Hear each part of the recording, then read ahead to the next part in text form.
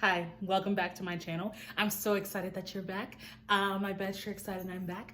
Maybe, I don't know. Anyway, we're gonna skip the formalities because I've actually got something super weird for you. So, about 2 years ago, I wrote a book. It was a collection of horror stories, and I was super proud of it. But I want to make a second one. And I find inspirations in very different places. I'm not reading the typical fare to get into the horror mindset.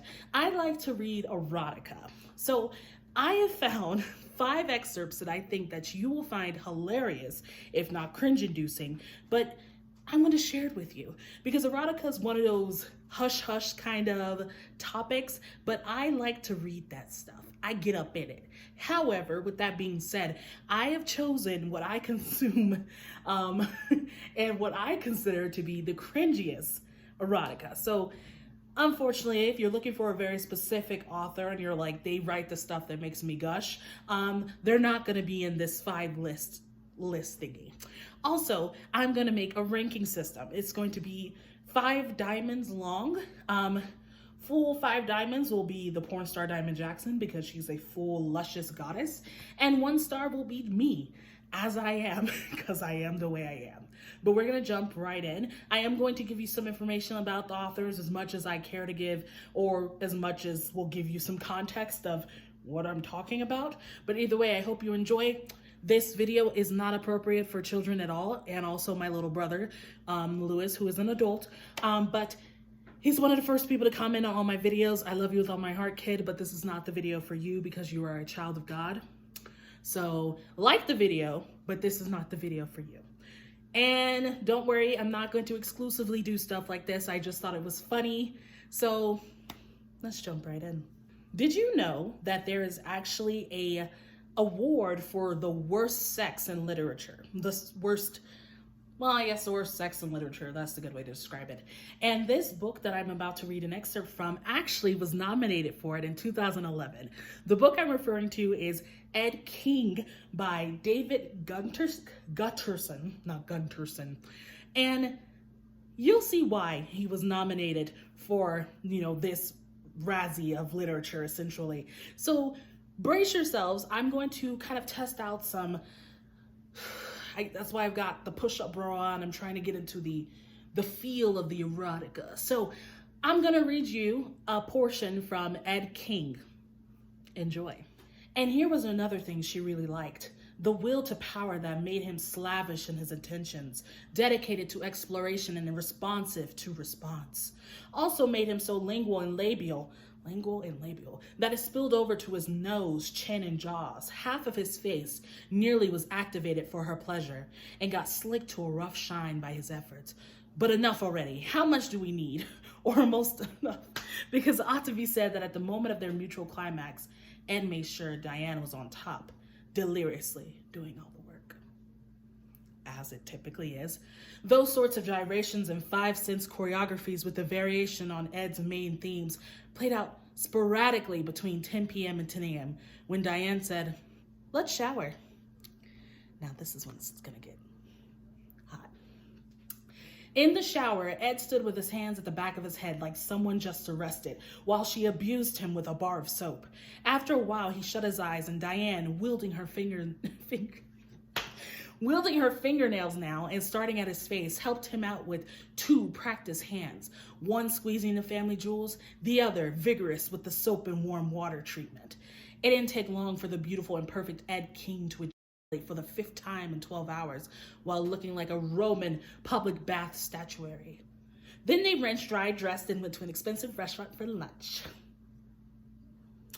Yes, so that's the end of that excerpt, and I'm going to rate this a stunning 2 diamonds, primarily because the end part is what's killing me. The end, and then they rinsed, dried, and dressed up. It's like someone wrapping up really bad fan fiction when they describe Sonic's manhood too much, and they're like, oh, and then they left, and they went, and it's lacking. I want to know, how did you get to this point? Like, and then they rest. Like, I'm picturing he's over here getting abused by a bar of soap. I completely had a different thing in mind when they said this, but I guess One squeezing the family jewels, the other vigorous with the soap and warm water treatment. I don't know, maybe comment below. Don't comment below because I realize that can get us. What do you think he was talking about? Because at first I thought he was like hands behind the head. Like I thought she put the soap in his butt. That's what I thought. I don't think that's what she did. Anyway, so we're gonna shimmy on. That's the rating I gave it. It's only gonna get worse from here, by the way. In case. If this was something where you're like, well, that was a little much, just wait for the next ones. Okay, so if you're a fan of 80s movies like I am, then this next one is not gonna be a surprise to you. The Witches of Eastwick. The movie itself came out in '87, was based off a book of the same name. Now, if you've seen the movie, you love it because Cher, Susan Sarandon, Michelle Pfeiffer, Jack Nicholson, it has like that fun kind of whimsicalness in it, like, and that was the point. But if you read the book, you realize that the women were total bitches to not only each other, but to the entire town. And there was a lot more sex. Like in the movie, you know that they're actively having sex. That's the whole thing. That's the reason why Homegirl went on a rant about dildos and stuff in church. But the book goes into the nitty gritty of what's happening. So I'm gonna read you an excerpt of when Suki and basically, I forgot what his name was. Hold on, it's gonna come to me. Van Horn, Daryl, Van Horn, something. Last name Van Horn.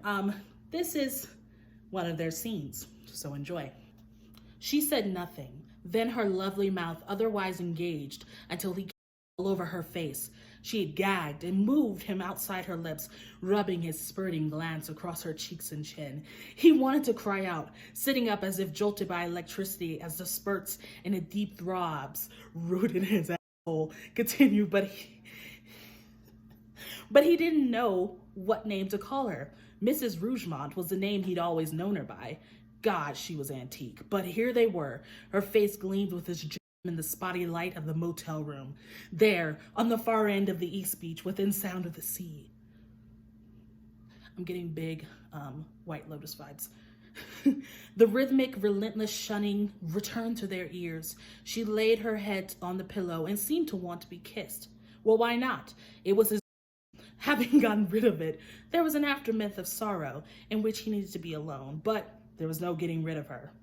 Call me Suki, she said, having read his mind. I sucked your You sure did. Thanks. Wow. End scene. I'm going to give this a 4 out of 5 diamonds, primarily because the writing does send me to a greasy yet quaint motel where Michelle Pfeiffer and Nicholas Cage, geez Louise, Jack Nicholson are engaging in this. However, the reason why it's not a full 5 stars is because it's Jack Nicholson I'm picturing. And I know that's not fair to the writer because he probably was definitely not thinking about, oh, I didn't even tell you who the writer was. The Witches of Eastwick was written by John Updike. He definitely wasn't thinking about Jack Nicholson when he wrote this, but that's the only person I'm picturing, thus the relinquishing of that one. So yes, there you go. So this one is a treat to those Potterheads out there, or potheads. I don't know, people that love Harry Potter. This one is from J.K. Rowling. So regardless of what you think about her, we're not going to talk about that now because there have been some problematic things, but we're not going to talk about that. We're going to talk about her shitty erotic writing, not her shitty opinions. But this is not a long excerpt. It's from her book, The Casual Vacancy. I just think that it's really reflective of a woman who is supposed to just be a fantasy writer. And that's no shade to her because I couldn't write fantasy for my life. But we all have our areas of expertise, right? So let me read you a very small portion from The Casual Vacancy. He retained a memory of her bare pink vulva. It was as though Father Christmas has popped up in their midst. He forced his way inside her, determined to accomplish what he had come for. Crystal moaned a little, her head thrown back. Her nose became broad and snout-like. So when I read that, initially, first thing that came to my head was Polyjuice Potion. Homegirl was actively transforming. But then I was like, that's unfair, blah, blah. This doesn't do it for me.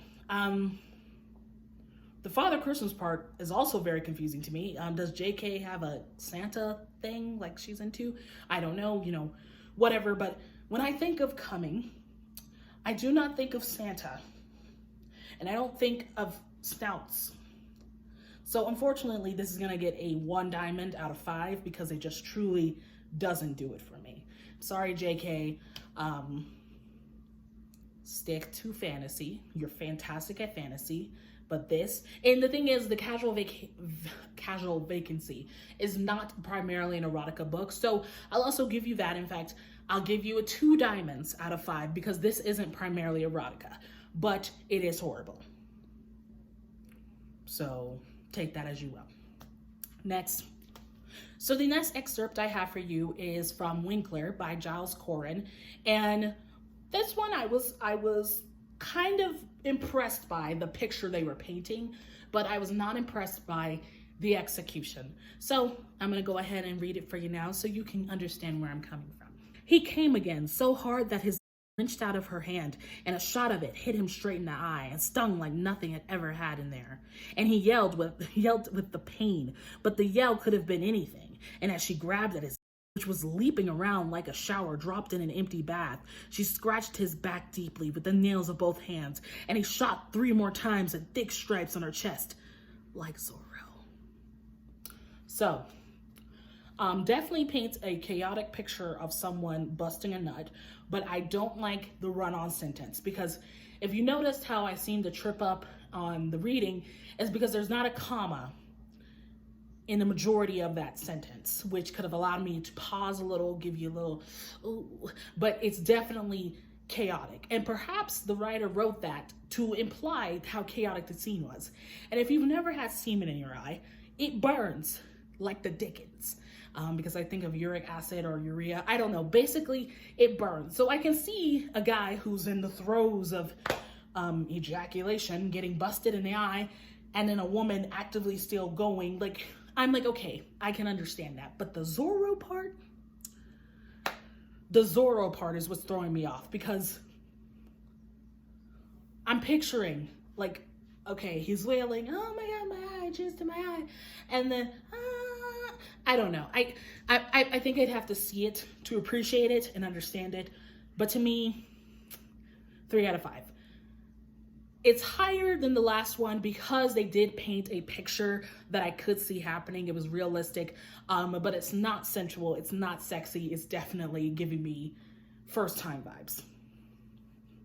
Know what I'm saying? And finally, if you are a fan of erotica, you're probably wondering, where is Quan Mills in this collection? Where they're right here. So if you're unaware of the beautiful array of urban erotica that is Quan Mills, I'm about to bless or distress you, because Quan Mills has a chokehold on urban erotica. And I truly think there will never be someone to dethrone them because of how they write. I have a girlfriend that works at a prison, and she tells me that Quan Mills books are very popular among inmates because it's raw, it's real. They use the language that people use. It's out of this world. But it is also ridiculous. I'm not sitting here saying, oh, it's literature, it's poetry. It's ridiculous. But if you want to read something raunchy with the language to match, this is something I would like to invite you to do.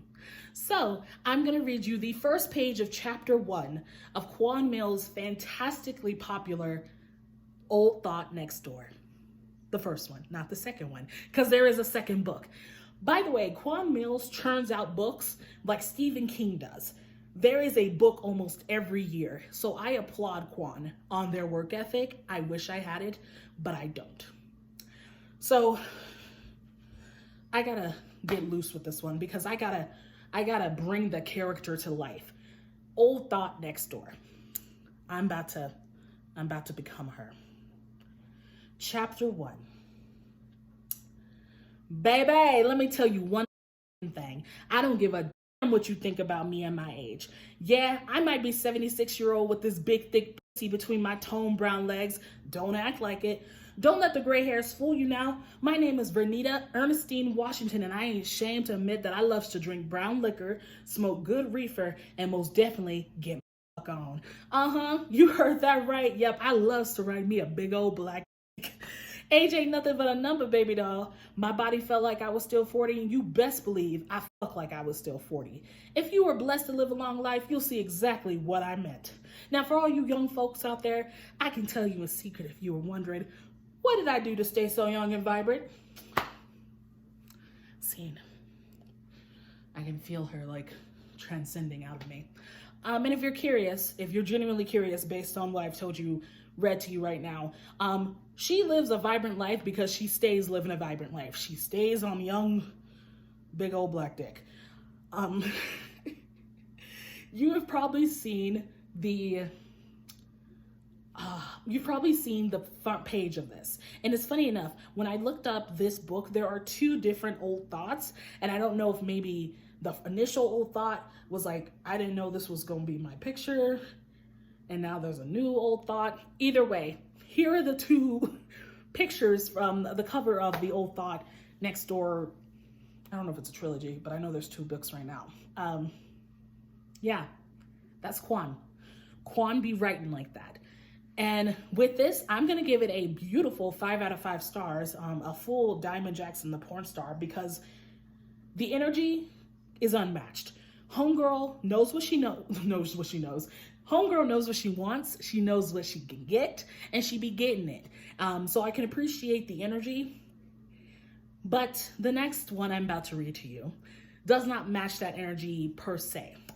There is an energy there, but there's not a confident energy coming from, you know, the old black thought next door. I don't know, whatever. So 5 out of 5 diamonds. I'll give her flowers, but this next one is not that good. Okay, so I'm just bracing you for that. So we are in the midst of tax season. So I think this is very appropriate. This one is from Tax Season Thoughts by Quan Mills. I'm going to read you an excerpt under Lamont. So this one, I don't know if I'm gonna be able to channel well, but I'm gonna try. I'm gonna try. I'm gonna try this out. All right, let's do this. Yeah, keep sucking that like that. You don't stop as I moan. Watch this. Okay, hold on. All right. Okay. Yeah, keep sucking that like that. Yeah, don't stop, I moaned as I watched this old nasty thought slobber down my shit. This little bitch had her wet ass mouth gliding up and down my veiny like a bad bodied fat girl sucking on a popsicle in the middle of the hot summer. Slurp, slurp, slurp. The sensual sound of her working that wet, delicious mouth magic on my was amazing. I love that sound. It was like classical music to my ears. Ooh, damn girl, you getting real nasty on that. I moaned once more. I saw how Shawty was glazing that dick up with her spit. Yeah, just like that. Don't stop. Yeah, okay, now get them balls. Lick them. I continued. I loved it when a bitch got down and nasty on it. Ladies always focus super hard on sucking that dick or licking that head, but the real prize is on them balls. Just be delicate though.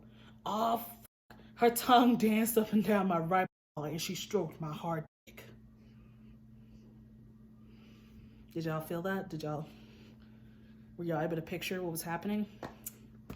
So, unfortunately, Quan, this one's gonna get a 4 out of 5 for me. It does paint a picture that I can see and I can appreciate, but the energy, why are you talking about her like that? She giving you head.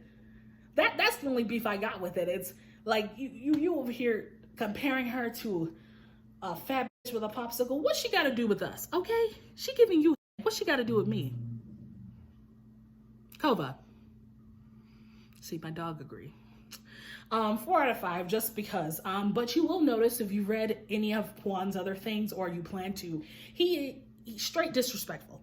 Just straight disrespectful in a lot of aspects, which is why a lot of folks don't like it because they believe that it depicts Black women and Black relationships and Black sexual relationships as nasty and degrading, which I agree with. Some of these stories are just stupid. In fact, here are a collection of some of the front pages of their books. Pastors Eat Pussy 2, Pastors Eat Ass 2, Had a Baby by My Grandpa's Daddy, or something like that. Just obscenely stupid situations. But to bring it back, Kwan does put kind of a disclaimer in the front of all their books saying, hey, this is satire.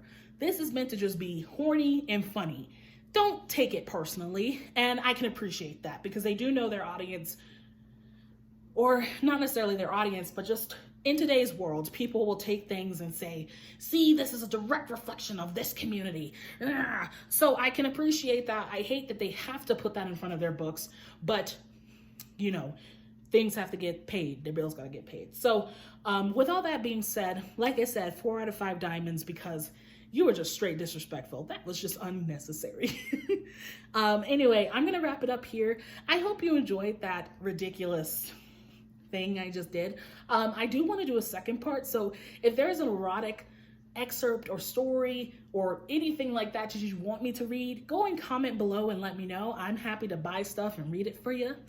If you're actually interested in hearing the uncensored version, I'm debating if I want to make a Patreon for that, because then that means I have to make this like a continuous thing. So let me know in the comments below if you would be interested in that. I'm thinking it's going to be like $1 or something, but yeah, I'm trying my best this year. I really want to kind of focus on getting this back up.